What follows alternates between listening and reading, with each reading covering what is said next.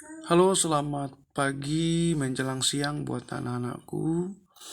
Hari ini kita lanjutkan kembali materi kita PKN, membangun kehidupan yang demokratis di Indonesia.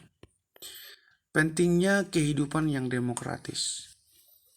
Anak-anakku, pada hakikatnya sebuah negara dapat disebut sebagai negara yang demokratis apabila di dalam pemerintahan tersebut rakyat memiliki persamaan di depan hukum, memiliki kesempatan untuk berpartisipasi dalam pembuatan keputusan, dan memperoleh pendapatan yang layak karena terjadi pendistribusian pendapatan yang adil, serta memiliki kebebasan yang bertanggung jawab. Persamaan kedudukan di mata hukum. Hukum mengatur bagaimana penguasa bertindak, bagaimana hak dan kewajiban berjalan seimbang. Rakyat memiliki kedudukan yang sama di mata konstitusi atau hukum. Hukum mestinya dijalankan dengan adil dan benar. Hukum tidak pandang bulu dalam penegakannya. Siapapun yang melanggar hukum harus dihukum. Partisipasi dalam pembuatan keputusan. Dalam sistem demokrasi, kekuasaan tertinggi berada di tangan rakyat, dan pemerintahan dijalankan berdasarkan kehendak rakyat. Aspirasi dan kehendak rakyat mesti dijalankan.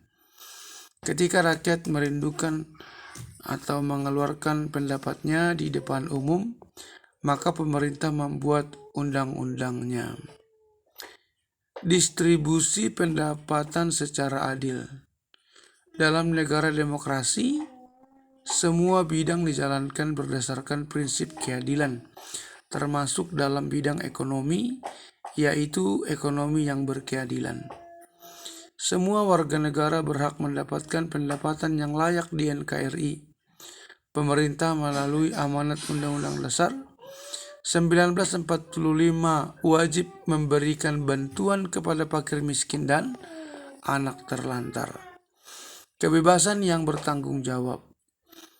Dalam negara demokrasi, ada 4 hal yang kebebasan yang penting, yakni kebebasan beragama.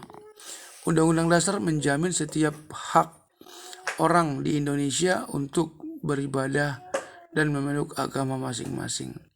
Lalu ada kebebasan pers, yaitu di mana membantu menyuarakan, menginformasikan, ya.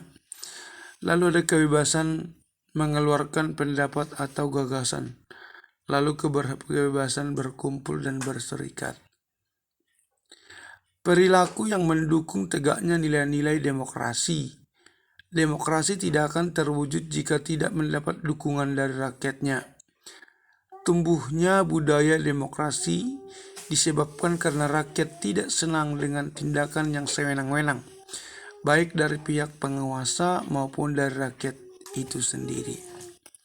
Lalu bagaimana prinsip hidup demokrasi? Membiasakan diri hidup dengan aturan main yang berlaku, taat hukum, taat peraturan dan aturan. Lalu membiasakan diri untuk bertindak demokratis dalam segala hal.